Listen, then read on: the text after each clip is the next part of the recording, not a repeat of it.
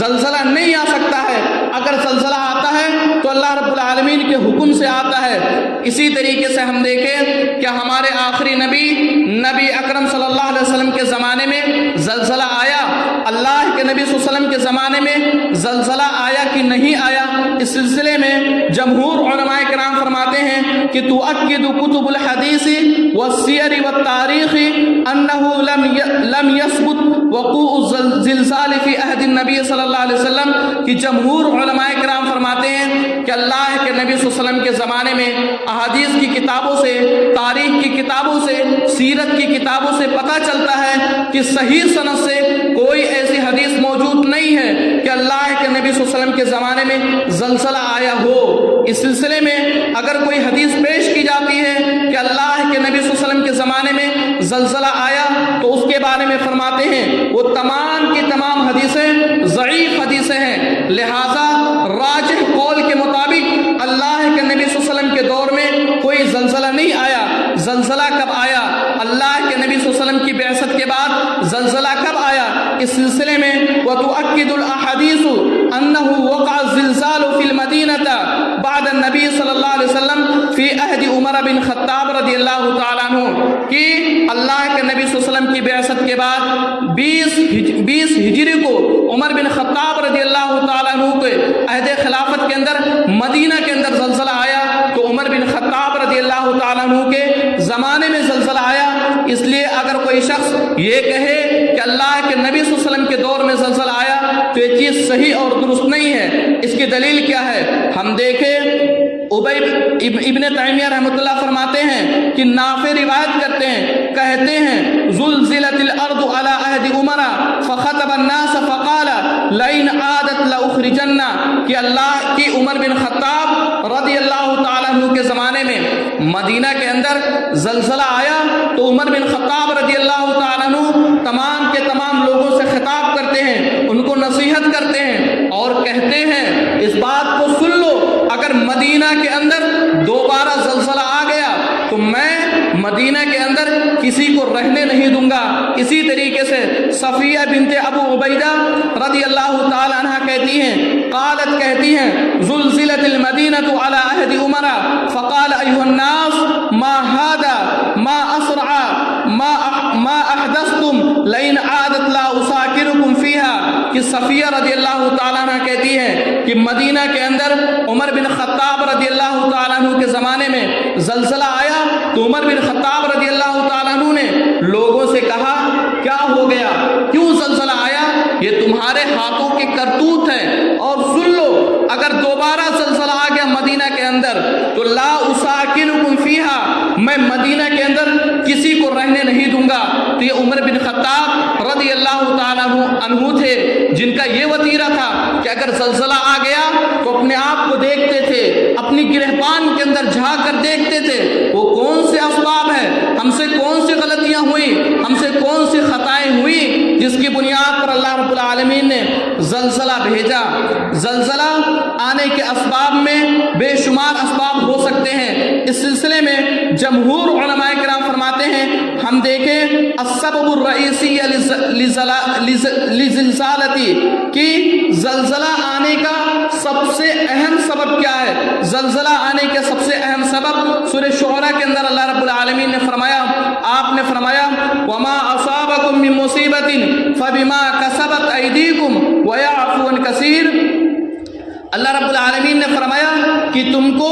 جو بھی مصیبت لاحق ہوتی ہے، جو بھی مصیبت آتی ہے، یہ تمہارے ہاتھوں کے کرتوت ہیں۔ اسی طریقے سے اللہ رب العالمین نے ایک دوسری آیت سورۃ نساء کے اندر فرمایا من یعمل سوءا یجزا بہ،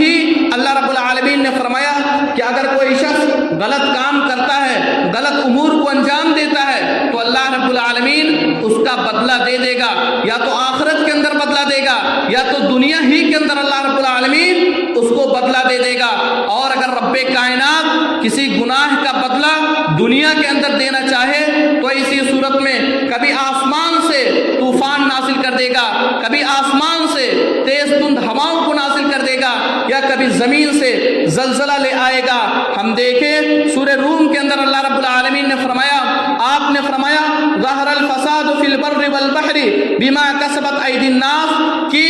خشکی اور پانی کے اندر جو بھی فساد ہوتے ہیں، جو بھی عذاب ہوتا ہے، جس بھی انداز کا نقصان ہوتا ہے، اللہ رب العالمین نے فرمایا بما کسبت ایدیکم ایدی الناس، یہ لوگوں کے ہاتھوں کے کرتوت ہے۔ اگر ہمارے یہاں زلزلہ آتا ہے تو یہ ہمارے ہاتھوں کے کرتوت ہے۔ اگر اسی طریقے سے اللہ رب العالمین آسمان سے تیز بارش نازل کر دے جس کی بنیاد پر پورا کا پورا ملک، پورا کا پورا شہر، پورا کا پورا مجتمع ہمارا ڈوب جائے، تو یہ بھی ہمارے ہاتھوں کی کرتوت ہے۔ تو اس سلسلے میں ہم کو غور و فکر کرنے کی ضرورت ہے۔ ہم دیکھیں اسلام سے پہلے، اللہ کے نبی صلی اللہ علیہ وسلم کی بعثت سے پہلے بے شمار قومیں ایسی تھی جن لوگوں نے بھی اللہ رب العالمین کی نافرمانی کی، اللہ کے رسول کی نافرمانی کی۔ اللہ رب العالمین نے ان کو تباہ و برباد کر دیا، ان کو غرق کر دیا۔ کبھی آسمان سے ان کے لیے عذاب نازل کیا، کبھی زمین سے عذاب نازل کیا۔ ہم دیکھ لے قوم عاد کو دیکھیں کہ جب عاد علیہ السلام اس قوم کے اندر جاتے ہیں، اللہ کی طرف بلاتے ہیں تو ان کی نافرمانی کی جاتی ہے، اللہ رسول کی نافرمانی کی جاتی ہے، جس کی بنیاد پر اللہ رب العالمین نے قرآن مجید کے اندر فرمایا، آپ نے فرمایا وَأَمَّا عَادٌ فَأُهْلِكُوا بِرِيحٍ صَرْصَرٍ عَاتِيَةٍ سَخَّرَهَا عَلَيْهِمْ 7 لَيَالٍ و8 أَيَّامٍ، کہ اللہ رب العالمین نے قوم عاد پر تیز تند ہواؤں کو نازل کیا، عذاب کی صورت میں، عذاب کی شکل میں اللہ رب العالمین نے قوم عاد پر تیز تند ہواؤں کو نازل کیا، جو کہ 7 رات تک اور 8 دنوں تک مسلسل چلتی رہی۔ اسی طریقے سے ہم قوم سمود کو دیکھ لیں، اللہ رب العالمین نے ان کو ہلاک کر دیا، ان کو تباہ و برباد کر دیا۔ کیا اسباب تھے؟ کیا اسباب تھے؟ یہی سبب تھا کہ ان لوگوں نے اللہ کی نافرمانی کی، رسول کی نافرمانی کی۔ قوم لوط کو دیکھ لے، قوم لوط جن لوگوں نے اللہ رسول کی نافرمانی کرنے کے ساتھ ساتھ ان کے یہاں وہ لوگ عورتوں کو چھوڑ کر کے مردوں کے ساتھ ہم جنس پرستی کیا کرتے تھے۔ جب لوط علیہ السلام ان کو منع کیے تو ان کا مذاق اڑایا گیا، جس کی بنیاد پر اللہ رب العالمین نے قوم لوط پر آسمان سے پتھروں کا عذاب نازل کیا۔ اسی طریقے سے ہم قوم فرعون کو دیکھ لے، وہ فرعون جو اپنے آپ کو کہتا تھا انا ربکم الاعلی، میں سب سے بڑا رب ہوں، مجھ سے بڑا کوئی رب نہیں ہے، جس کا دعویٰ تھا کہ جب موسیٰ علیہ السلام فرعون کے پاس جاتے ہیں اور کہتے ہیں کہ میرا رب وہ رب ہے جو مارتا بھی ہے اور جلاتا بھی ہے، تو فرعون کہتا ہے میں بھی تو مارتا اور جلاتا ہوں۔ 2 آدمی کو بلایا جاتا ہے، ایک کو مار دیتا ہے، ایک کو چھوڑ دیتا ہے اور کہتا ہے دیکھو میرے بھی حق ہے، میں بھی چاہتا ہوں، جس کو چاہتا ہوں جلاتا ہوں اور جس کو چاہتا ہوں مار ڈالتا ہوں۔ یہ فرعون جس نے اللہ کی نافرمانی کی، رسول کی نافرمانی کی، ان کا انجام کیا ہوتا ہے؟ اللہ رب العالمین نے فرعون کو اور اس کی قوم کو سمندر کے اندر ڈبو کر تباہ و برباد کر دیتا ہے، جیسا کہ اللہ رب العالمین نے سورہ بقرہ کے اندر فرمایا، آپ نے فرمایا کہ وَإِذْ فَرَقْنَا بِكُمُ الْبَحْرَ فَأَنْجَيْنَاكُمْ وَأَغْرَقْنَا آلَ فِرْعَوْنَ وَأَنْتُمْ تَنْظُرُونَ۔ اللہ رب العالمین نے فرمایا کہ جب ہم نے تمہارے لیے موسیٰ علیہ السلام کے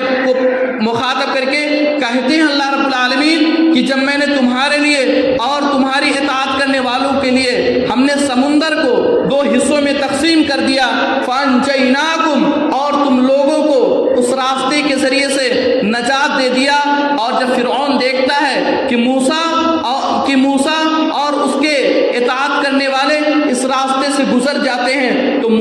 فرعون بھی اپنی لشکر کو لے کر کے اسی راستے سے گزرنے لگتا ہے۔ تو اللہ رب العالمین نے فرمایا وَأَغْرَقْنَا آلَ فِرْعَوْنَ، اللہ رب العالمین فرعون کو اور اس کے ماننے والوں کو غرق کر کے تباہ و برباد کر دیتا ہے۔ تو اللہ رب العالمین کی جو بھی نافرمانی کرے گا، اللہ کے رسول کی جو بھی نافرمانی کرے گا، تو ایسی صورت میں اللہ رب العالمین دنیا کے اندر بھی ان کو عذاب دے سکتا ہے۔ لہذا زلزلہ آنا یہ ہمارے ہاتھوں کے کرتوت ہے۔ اگر ہم اللہ اس کے رسول کی نافرمانی کریں گے تو ایسی صورت میں اللہ رب العالمین جب چاہے گا زمین سے زلزلے کی شکل میں عذاب دے گا، یا آسمان سے تیز تند ہواؤں کا، یا آسمان نازل کرے گا۔ تو اسی صورت میں ہماری ذمہ داری ہے کہ ہم اس سلسلے میں غور و فکر کریں۔ اسی طریقے سے علامہ ابن قیم رحمۃ اللہ فرماتے ہیں کہ من تاثیر المعاصی فی الارض ما یحل بها من الخصب والزلزال، فرماتے ہیں علامہ ابن قیم رحمۃ اللہ کہ دنیا کے اندر جب زمین پر جب معاصی گناہوں کو انجام دیا جاتا ہے، اللہ رسول کی نافرمانی کی جاتی ہے، تو ایسی صورت میں اللہ رب العالمین زلزلے جیسے عذاب کو لا کھڑا کر دیتا ہے۔ تو زلزلہ آنا یہ ہمارے گناہوں کے کرتوت ہیں، یہ گناہوں کی وجہ سے ہوتے ہیں۔ اگر سائنس کچھ کہے ہم اس کا انکار نہیں کرتے، لیکن ہم اس بات کو جانیں اگر کوئی کام ہوتا ہے تو اللہ رب العالمین کے حکم سے ہوتا ہے۔ اللہ کے حکم کے علاوہ دنیا کا کوئی بھی یہاں تک کہ ایک پتا بھی نہیں ہل سکتا۔ لہٰذا اگر زلزلہ آتا ہے تو اللہ رب العالمین کے حکم سے آتا ہے۔ زلزلہ آنے کے اسباب کیا ہیں؟ جمہور علماء کرام زلزلہ آنے کے بے شمار اسباب بیان کرتے ہیں۔ ان اسباب میں سے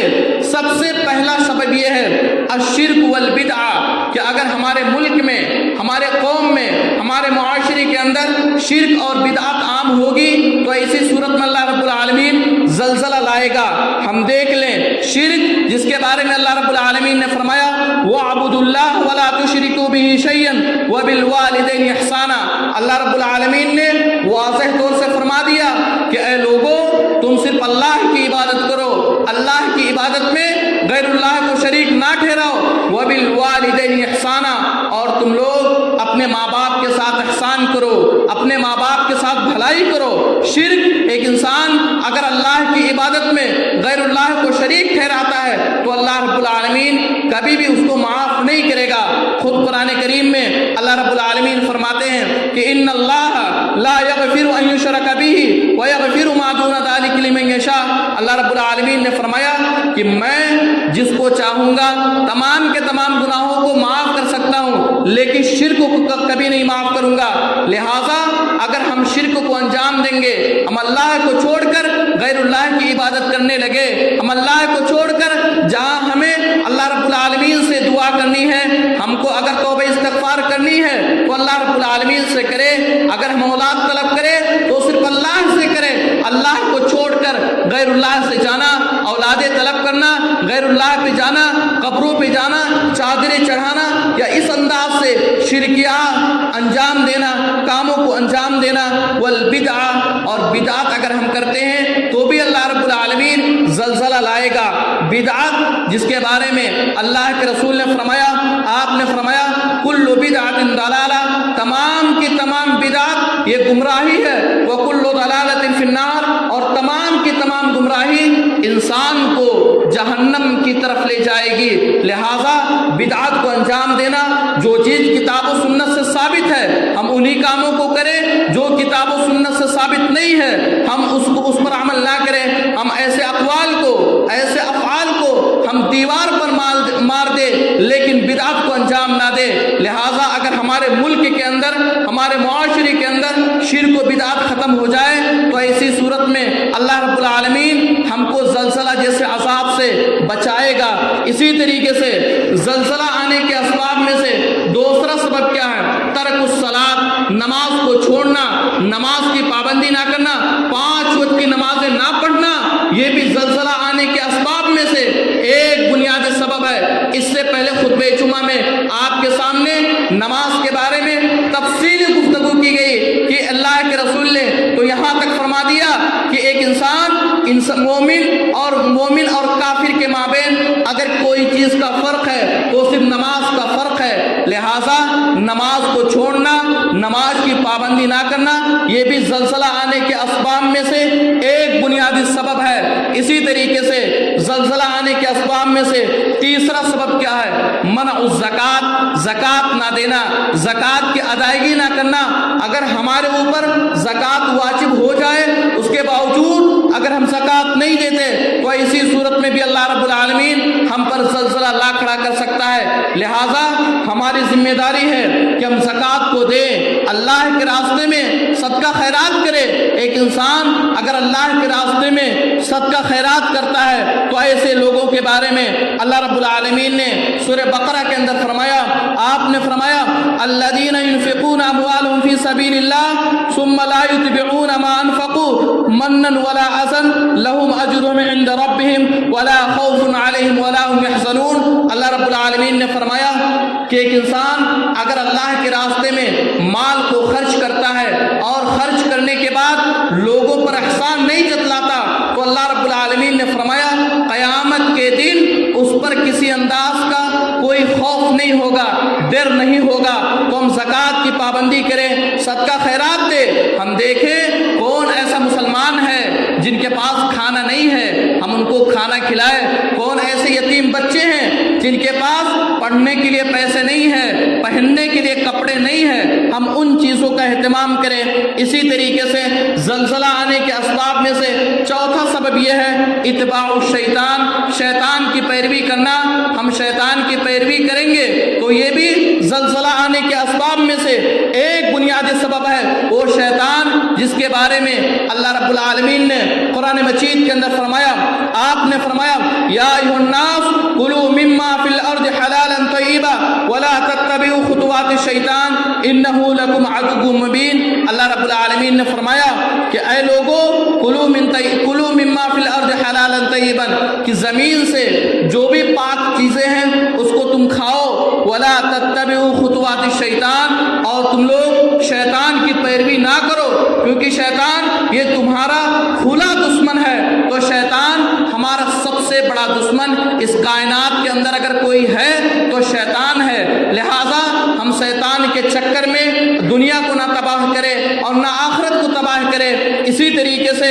زلزلہ آنے کے اسباب میں سے ایک بنیادی سبب یہ بھی ہے الفواحش والزنا، زنا کاری کا عام ہو جانا، غلط چیزوں کا، زنا کاری کا، اسی طریقے سے جنس فعلی کا عام ہو جانا، یہ بھی زلزلہ آنے کے اسباب میں سے ایک بنیادی سبب ہے۔ ہم دیکھیں آج سے کچھ سال پہلے انڈونیشیا کے اندر زلزلہ آیا جس میں تقریباً 3 لاکھ مسلمان تباہ و برباد ہو گئے، ہلاک ہو گئے۔ اور ان مسلمانوں کے بارے میں دیکھیں کہ ان لوگوں نے اپنی لڑکیوں کا سودا کیا کرتے تھے جن کی بنیاد پر اللہ رب العالمین نے ان پر زلزلہ نازل کیا۔ زلزلہ آنے کے اسباب میں سے ایک بنیادی سبب یہ بھی ہے الشراب، شراب پینا، شراب کو بیچنا، اس کا خرید و فروخت کرنا، تجارت کرنا، یہ بھی زلزلہ آنے کے اسباب میں سے ایک بنیادی سبب ہے۔ آپ دیکھ لیں 4 سال پہلے، 4-5 سال پہلے تقریباً نیپال کی راجدھانی کاٹمانڈو کے اندر وہاں پہ زلزلہ آیا۔ اگر ہم وہاں کا مطالعہ کریں تو پتہ چلے گا وہاں پہ شراب نوشی عام ہے، شراب پینا یہ عام چیز ہے۔ وہاں پہ چھوٹے چھوٹے بچے بھی جو بلوغت کی عمر کو پہنچ جاتے ہیں وہ بھی شراب کو پیتے ہیں۔ ہر گھر کے اندر، ہر جگہ پہ شراب عام ہے، اور وہاں پہ اللہ کو چھوڑ کر غیر اللہ کی عبادت کی جاتی ہے جس کی بنیاد پر اللہ رب العالمین نے وہاں پہ زلزلہ نازل کیا۔ تو اگر ہم دیکھ لیں پوری کی پوری دنیا کے اندر، پوری کائنات کے اندر اگر ہم دیکھیں اللہ رب العالمین اگر کہیں پہ عذاب بھیجتا ہے زلزلے کی شکل ہو یا کوئی اور شکل ہو تو یہ ہمارے ہاتھوں کے کرتوت ہے۔ اسی طریقے سے زلزلہ آنے کے اسباب میں سے ایک بنیادی سبب یہ ہے الظلم، ظلم کرنا، لوگوں پہ ظلم کرنا، اپنے سے چھوٹے پہ ظلم کرنا، یہ بھی زلزلہ آنے کے اسباب میں سے ایک بنیادی سبب ہے۔ ہماری ذمہ داری ہے کہ ہم لوگوں پر ظلم نہ کریں، اپنے سے چھوٹوں پر شفقت کریں۔ ہمارے یہاں اگر کوئی شخص کام کرتا ہے، نوکری کرتا ہے تو ہم مالک ہونے کے ناحیے سے ہم اس پر ظلم نہ کریں بلکہ انصاف سے کام لے۔ ہمارے یہاں اگر کوئی کام کرے تو اسی انداز سے کام کرے کہ اس کا پسینہ سوکھنے سے پہلے اس کا پیسہ دے دیا جائے۔ تو ہم کسی انداز سے کسی بھی اپنے مسلمان بھائی پر یا غیر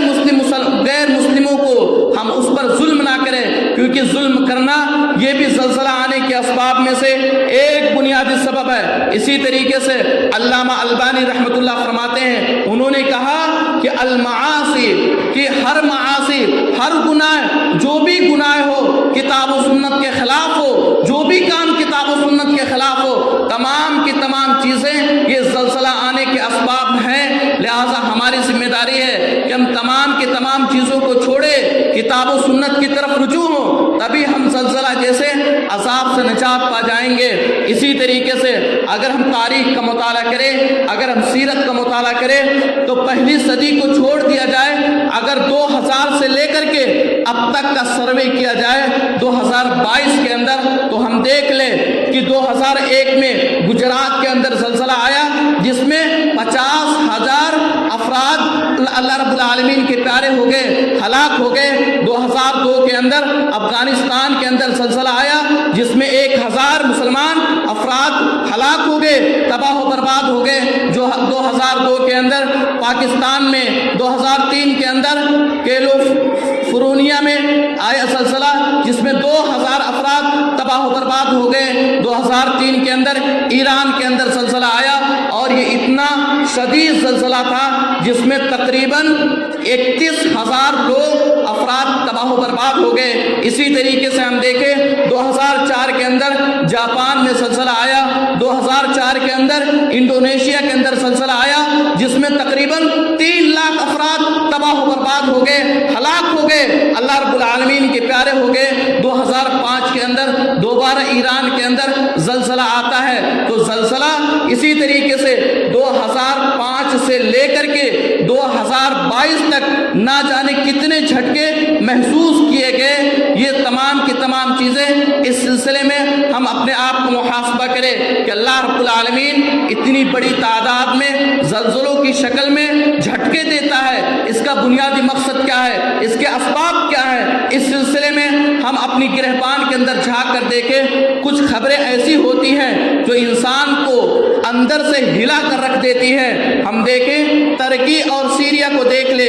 جہاں پہ سوموار کو بھوکمپ آیا، زلزلہ آیا اور جس کے اندر 3 جھٹکے بڑے جھٹکے محسوس کیے گئے، جن میں سے پہلا جھٹکا 3:30 بجے کے آس پاس آتا ہے، دوسرا جھٹکا 12 بجے کے پاس اور تیسرا جھٹکا 4 بجے کے آس پاس۔ یہ 3 جھٹکے آتے ہیں اور اس جھٹکی کی بنیاد پر ہم دیکھیں تقریباً ترکی اور سیریا کے اندر 6,000 افراد اب تک تباہ و برباد ہو گئے، اب تک ہلاک ہو گئے، اور صرف ترکی کے اندر 5,000 افراد تباہ و برباد ہو گئے۔ یہ تمام کی تمام چیزیں اور سروے کے مطابق یہ کہا جاتا ہے، گمان ہے کہ ترکی اور سیریا کے اندر جو جھٹکا آیا، جو زلزلہ آیا، اس میں تقریباً 20,000 افراد تباہ و برباد ہوں گے، 20,000 افراد ہلاک ہوں گے۔ اتنا شدید جھٹکا آیا، اتنا شدید زلزلہ آیا۔ ترکی کو دیکھ لے، ترکی جو دنیا کی خوبصورت ملکوں میں سے ایک ملک ہے،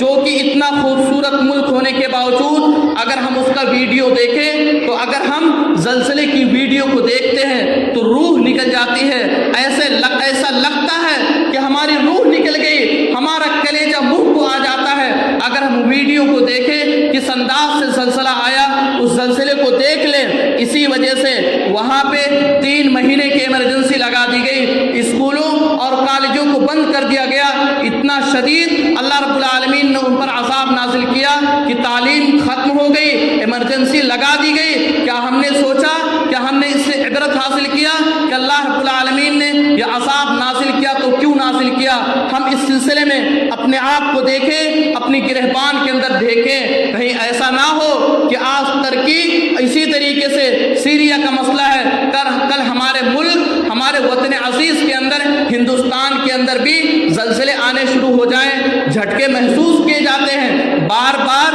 ہر سال اسی ملک کے اندر، اسی ہندوستان کے اندر جھٹکے محسوس کیے جاتے ہیں، لیکن شدید زلزلہ کہیں ایسا نہ ہو کہ اللہ رب العالمین ہماری گناہوں کی وجہ سے، ہماری معاصی کی وجہ سے اللہ رب العالمین ترکی جیسے ہم پر بھی زلزلہ نازل کر دے۔ لہٰذا ہم اللہ رب العالمین کی طرف رجوع کریں۔ اسی طریقے سے ہم دیکھیں علامہ ابن تیمیہ رحمۃ اللہ فرماتے ہیں، کہتے ہیں الزلزلۃ آیۃ من آیات اللہ یخوف اللہ بہا عبادہ، کہ اللہ رب العالمین یہ جو زلزلہ نازل کرتا ہے، یہ جو زلزلہ لاتا ہے، زلزلہ یہ اللہ رب العالمین کی نشانیوں میں سے ایک نشانی ہے۔ اللہ رب العالمین اس زلزلے کے ذریعے سے لوگوں کو ڈرانا چاہتا ہے، لوگوں کو بتلانا چاہتا ہے کہ اللہ رب العالمین سے ڈرو، اللہ رب العالمین سے تقوی اور پرہیزگاری اختیار کرو۔ اسی طریقے سے ابو ہریرہ رضی اللہ تعالیٰ عنہ فرماتے ہیں کہ اللہ کے رسول نے فرمایا آپ نے فرمایا لا تقوم الساعة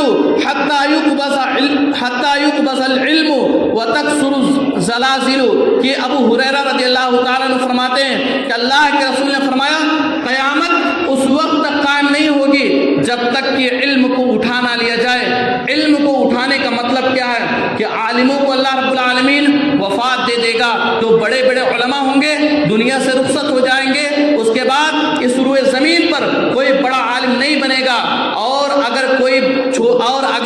آج کے دور کے اندر اگر ہم دیکھیں تو آج کے دور کے اندر آج سے 10 سال پہلے کو دیکھ لے، اسی روئے زمین پر بہت بڑے بڑے عالم ہوا کرتے تھے، فقہا ہوا کرتے تھے، وہ تمام کے تمام لوگ اللہ رب العالمین کے پیارے ہو گئے، اور آج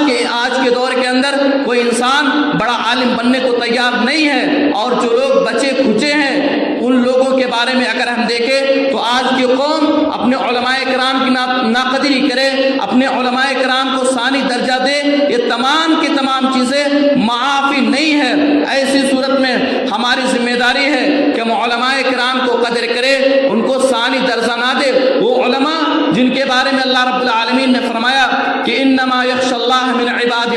العلماء، کہ اللہ رب العالمین سے اگر سب سے زیادہ کوئی ڈرتے ہیں تو علماء ڈرتے ہیں۔ علماء کے بارے میں اللہ رب العالمین نے فرمایا یرفع اللہ الذین آمنوا منکم والذین اوتوا العلم درجات، کہ جن کے پاس علم ہوتا ہے، جو علماء ہوتے ہیں، انہی کے درجات کو اللہ رب العالمین بلند کرتا ہے۔ ہماری ذمہ داری ہے کہ ہم علماء کرام کی قدر کریں، اور کہیں ایسا نہ ہو کہ وہ قیامت کی نشانی جو اللہ کے رسول نے فرمایا ہے کہ دھیرے دھیرے علم اس دنیا سے فوت ہوتا چلا جائے گا اور لوگ جاہلوں کے پیچھے پڑ جائیں گے۔ اور موجودہ دور کے فتنوں میں سے سب سے بڑا فتنہ یہ ہے کہ آج لوگوں نے اپنے علماء کرام کو چھوڑ کر جاہلوں سے علم حاصل کرنا شروع کر دیے، جاہلوں کو اپنا مفتی اپنا قائد بنانا شروع کر دیے، جاہلوں کو یا اسی طریقے سے بردرس کو ہم اس کو اپنا آئیڈیل سمجھے، بردرس سے ہم تمام کے تمام مسائل کا علم لیں۔ یہ تمام کی تمام چیزیں یہ قیامت کی نشانیوں میں سے ایک نشانی ہے۔ ایک انسان 40 دن کے لیے اگر دعوت و تبلیغ کے لیے چلا جائے، اگر لوٹ کر آئے، ہم اس کو اپنا سب سے بڑا مفتی سمجھ لے، سب سے بڑا علامہ سمجھ لے، یہ تمام کی تمام چیزیں یہ قیامت کی نشانیوں میں سے ایک نشانی ہے۔ لہٰذا ہم علماء کرام کی قدر کریں، ان کی عزت کریں، ان کی شان میں کسی انداز کی کوئی بھی تنقیص نہ کرے۔ تو اللہ کے رسول نے فرمایا قیامت کی نشانیوں میں سے ایک نشانی یہ ہے کہ علم کو اٹھا لیا جائے گا، اور آپ نے فرمایا وَتَكْثُرُ الزَّلَازِلُ، کہ قیامت اس وقت تک قائم نہیں ہوگی جب تک کہ زلزلوں کی کثرت نہ ہو جائے۔ اور آج دیکھ لے ہر ملک کے اندر نہ جانے ہر سال کتنے جھٹکے محسوس کیے جاتے ہیں، یہ قیامت کی نشانیوں میں سے ایک نشانی ہے۔ اور اللہ رب العالمین نے سورۃ الزلزال کے اندر فرمایا، آپ نے فرمایا اذا زلزلت الارض زلزالها، قیامت کے بارے میں فرمایا کہ جب قیامت قائم ہوگی تو اس وقت زمین کو جھجھوڑ دیا جائے گا، واخرجت الارض اثقالها، اور یہ زمین اپنے اندر سے تمام کی تمام چیزوں کو باہر پھینک دے گی۔ اس کے اندر جو لوگ دفن کیے گئے ہیں ان کو نکال کر باہر پھینک دے گی، اس کے اندر جو بھی ذخائر موجود ہیں تمام کی تمام چیزوں کو زمین باہر پھینک دے گی۔ وقال الانسان ما لها، انسان کہے گا اس زمین کو کیا ہو گیا، آج کیا ہو گیا کہ تمام کی تمام چیزوں کو باہر پھینک رہی ہے۔ وقال الانسان ما لها يومئذ تحدث اخبارها، اور اس دن قیامت کے دن زمین اپنی تمام کی تمام خبریں بتا دے گی۔ ترمذی کی روایت ہے، اللہ کے رسول صلی اللہ علیہ وسلم نے سوال کیا، صحابہ کرام سے سوال کیا کہ زمین کا خبروں کو بتا دینے کا مطلب کیا ہے؟ تو اللہ کے رسول نے فرمایا اگر انسان کوئی بھی شخص اس زمین کے کسی بھی حصے میں اچھا کام کرتا ہے تو زمین قیامت کے دن یہ دعویٰ کرے گی کہ فلاں شخص ہے، اس نے فلاں جگہ پہ اچھا کام کیا تھا۔ اور زمین پر کسی بھی حصے میں اگر ہم غلط کام کرتے ہیں تو زمین کل قیامت کے دن اللہ رب العالمین کے یہاں گواہی دے گی کہ فلاں شخص اس مقام پر غلط امور کو انجام دیا تھا۔ تو اس لیے یہ زمین یہ قیامت کے بارے میں کہ قیامت جب آئے گی تو زمین کو جھجھوڑ دیا جائے گا، اور قیامت آنے سے پہلے زمین کو جھجھوڑ دینا، زلزلہ لانا، بھوکم لانا، یہ تمام کی تمام چیزیں یہ قیامت کی نشانیوں میں سے ایک نشانی ہے۔ چاہیے، ہم کو اس سے تقوی اور پرہیزگاری اختیار کرنی چاہیے۔ اگر زلزلہ آئے تو ایسی صورت میں ہم کیا کریں؟ سب